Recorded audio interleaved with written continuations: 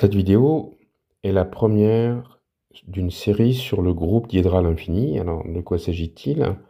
Le groupe diédral infini, c'est l'ensemble des isométries de R, donc application de R dans R, qui respectent l'ensemble Z des entiers, c'est-à-dire que l'image d'un entier est encore un entier.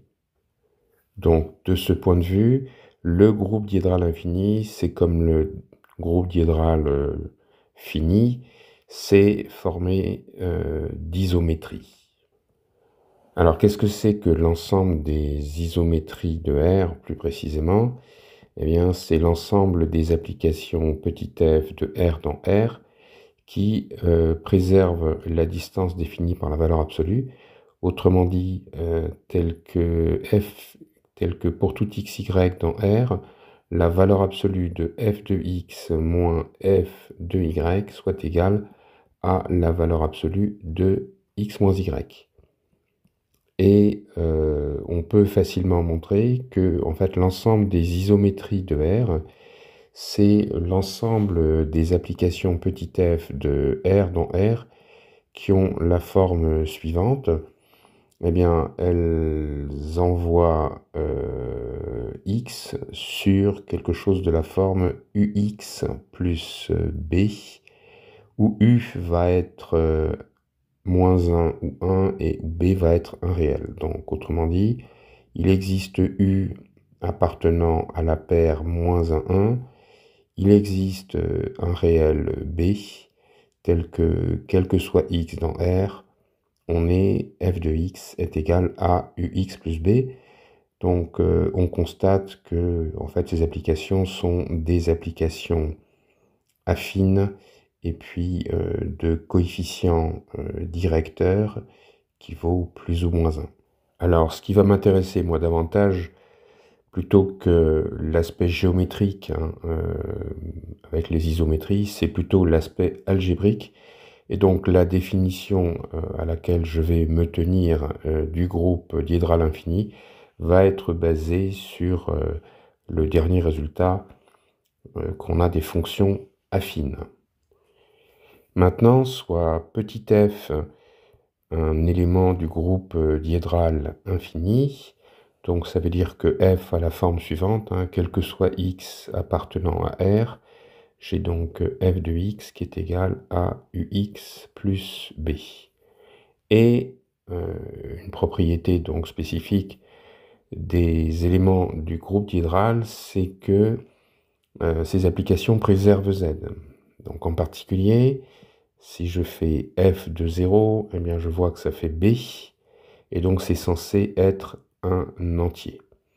Donc il apparaît que les éléments du groupe diédral sont de deux catégories.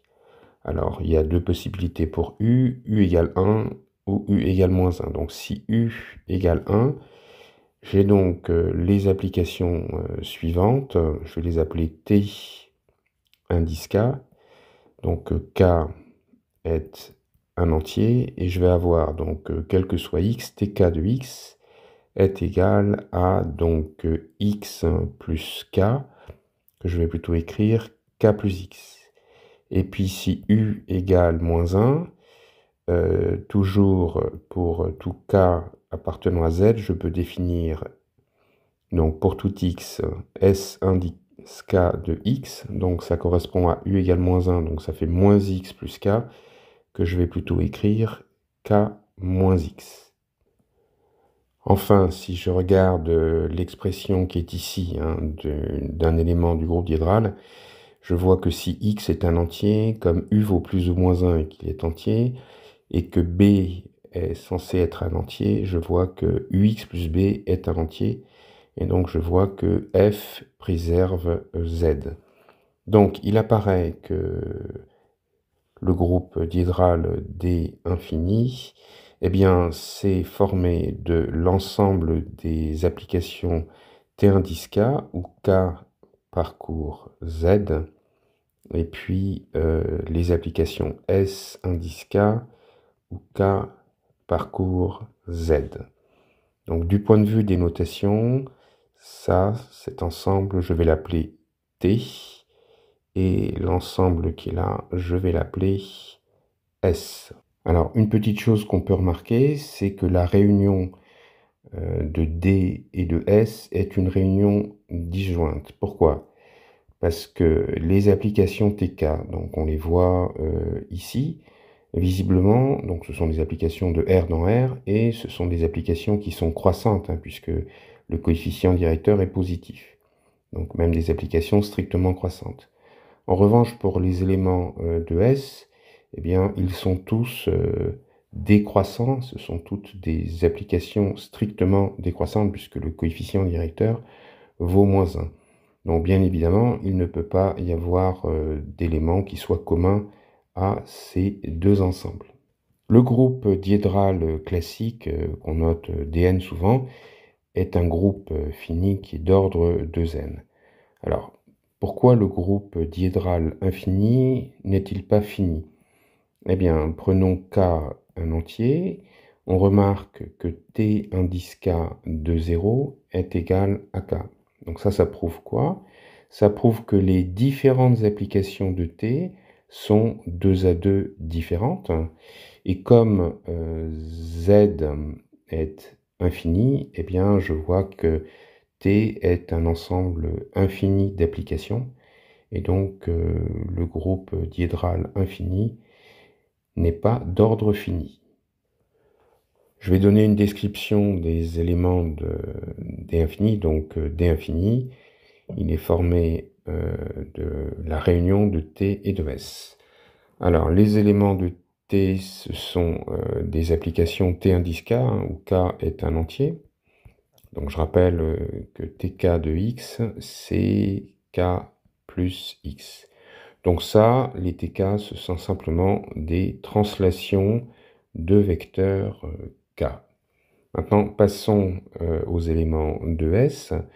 Donc SK, donc SK de X, c'est K moins X. Et donc SK est une symétrie. Alors, quel est son point fixe?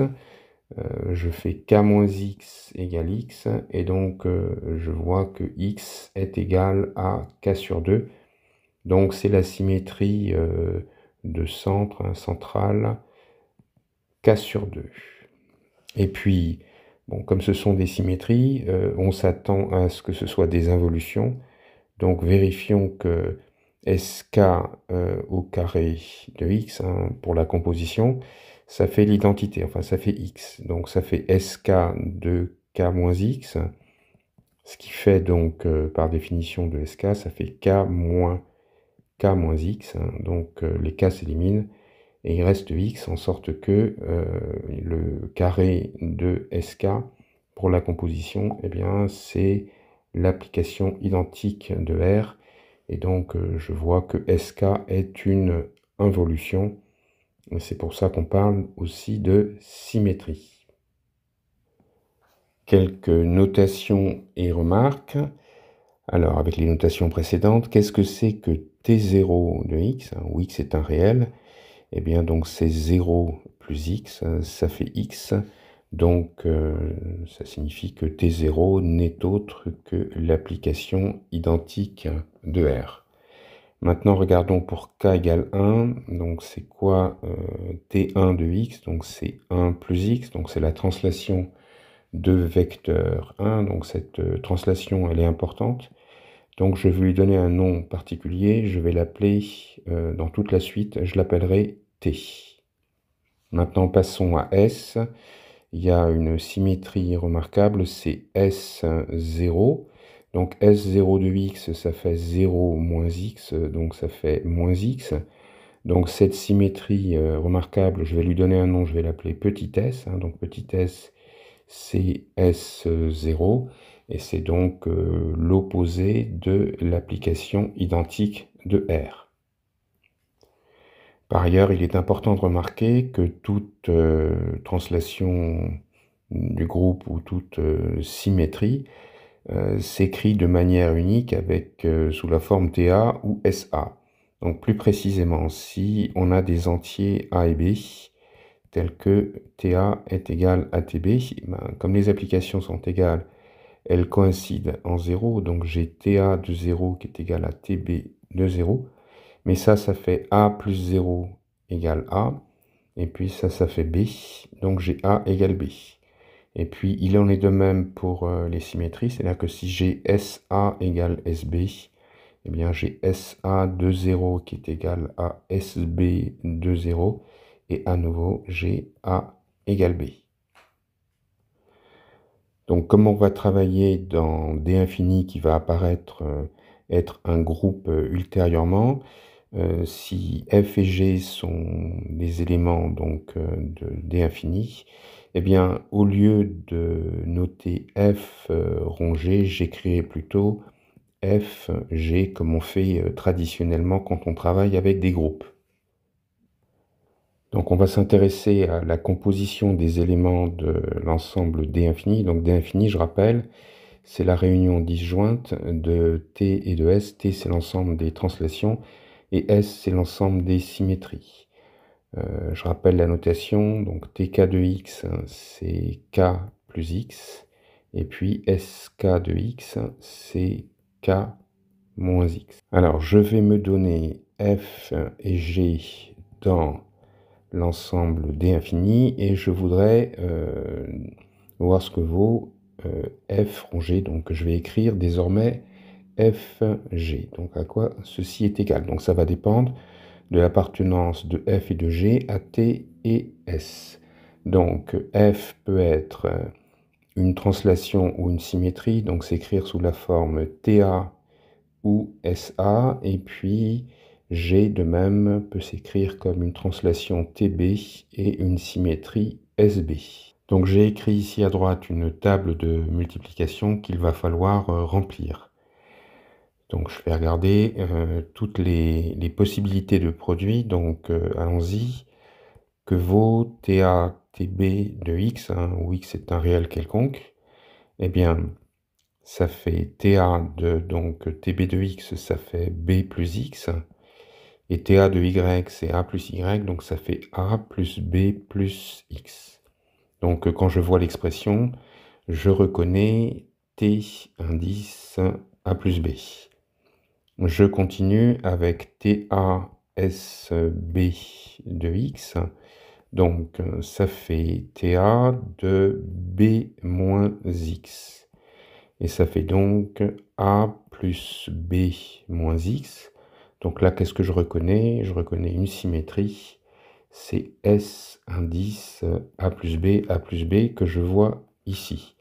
Je passe à la deuxième ligne, donc SA TB de X, ça fait SA de B plus X, et ça fait donc A moins B plus X, donc moins B moins X. Donc je reconnais une symétrie, et c'est plus précisément S indice A moins B. Et enfin, SA, SB de X, ça fait SA de B moins X, ça fait A moins parenthèse B moins X, donc ça fait A moins B plus X. Donc je reconnais que ça fait T indice A moins B. Comme ultérieurement, on va être amené à faire des calculs avec les éléments du groupe diédral infini, il est important d'avoir en tête cette table et en fait de ne pas devoir s'y référer. Donc je vais donner quelques éléments pour bien la mémoriser. Alors déjà, on peut composer des éléments de type T ou S entre eux. Donc qu'est-ce que ça va donner comme type? Alors la règle est très simple. Quand on a des éléments de même nature, ça va donner du T. Donc quand on compose du T avec du T, ça fait du T, ou du S avec du S, ça fait du T. On le voit sur le tableau. Et puis quand on compose des éléments de nature différente, du T avec du S, dans un sens ou dans l'autre, ça fait du S. Donc ça se comprend assez bien parce que les éléments de T, eh bien, ce sont des applications strictement croissantes.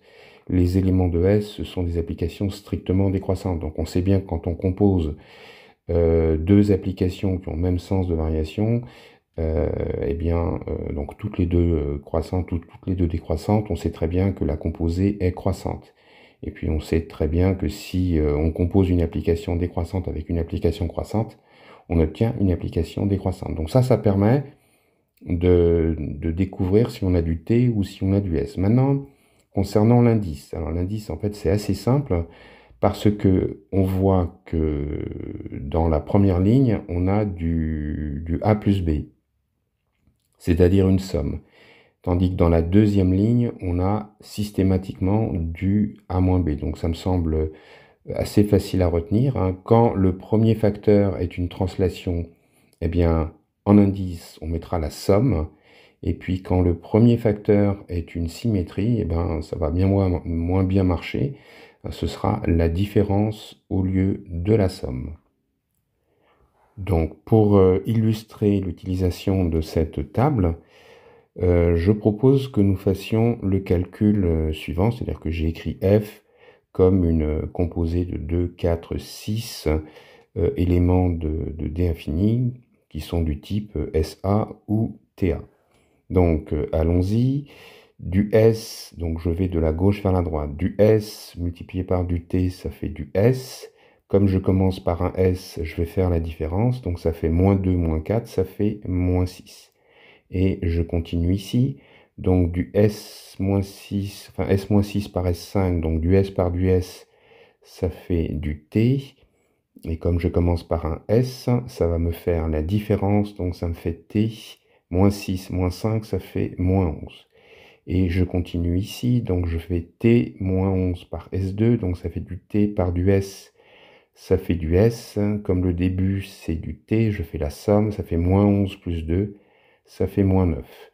Et puis je fais du S avec du T, qui fait donc du S. Comme je commence avec un S, ça fait la différence.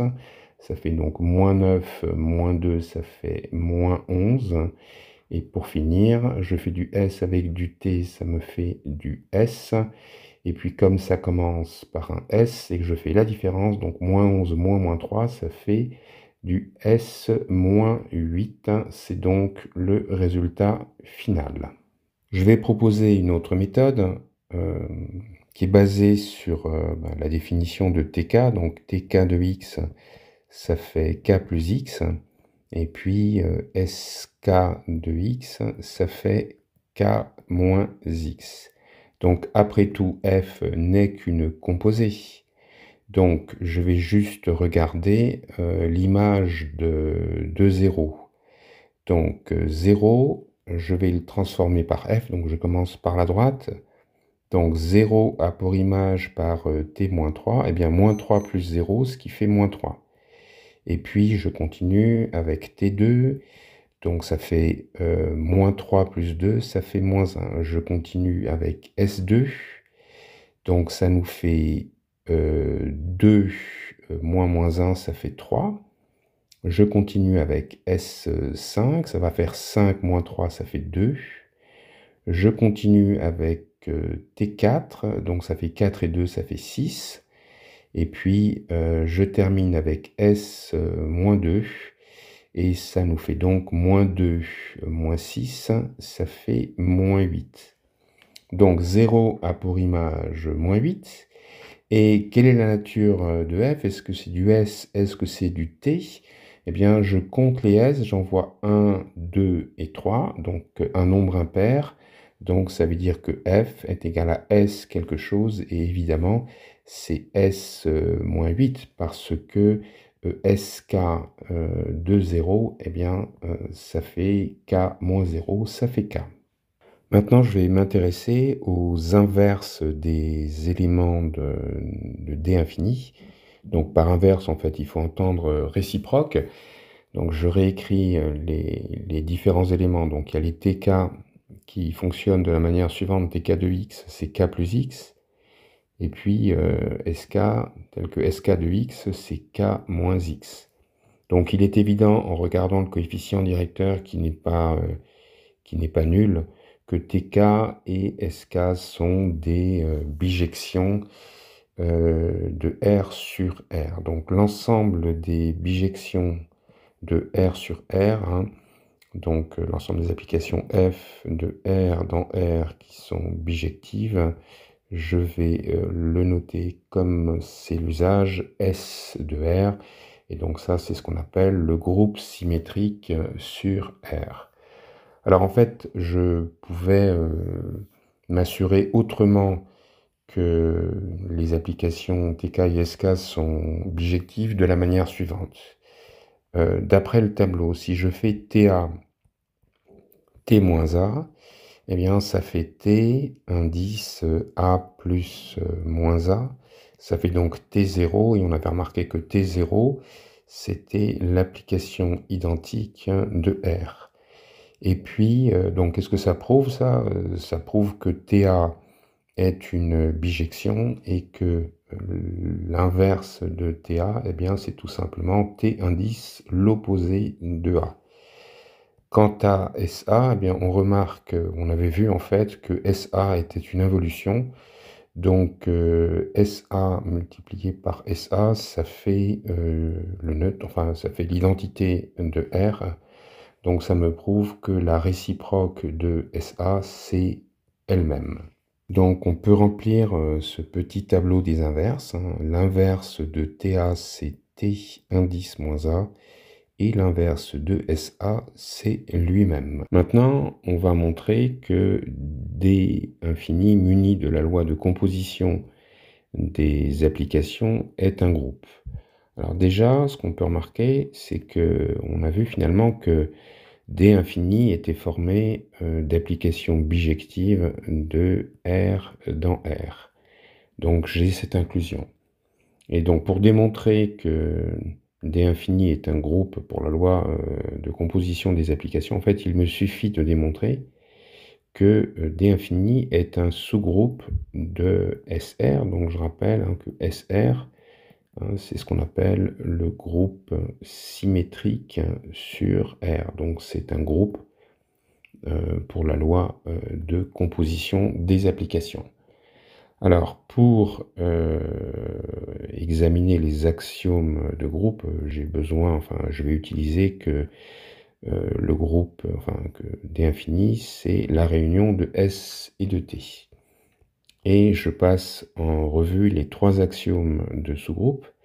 Est-ce que l'identité du grand groupe, hein, donc donc le neutre, je veux dire, donc l'identité de R, est-ce que c'est un élément de D infini? Ben oui, on a vu que c'était T0 qui est une translation qui est bien un élément de D infini. Est-ce que D infini est stable pour l'opération? Ben oui, parce qu'on a vu que TA, TB, eh bien ça faisait T indice A plus B, etc. Hein, ce qu'on a vu dans le tableau. Donc le tableau nous montre, la table de multiplication nous montre que D infini est stable pour la loi ici, donc de composition des applications. Et puis, même chose, est-ce que là, si petit f est un élément de D infini, est-ce que son inverse qui existe est encore dans D infini? Eh bien, oui. C'est le deuxième tableau qui nous le montre. Donc, de tout cela, je peux en déduire que D infini est un sous-groupe du groupe symétrique sur R. Quand on a un groupe, une des questions qu'on se pose, c'est le groupe est-il fini ou pas? Donc ça, on y a répondu. Et ensuite, la question qu'on se pose, c'est est-ce que le groupe est abélien? Autrement dit, est-ce que quand je prends deux éléments quelconques du groupe, est-ce qu'ils commutent ou pas?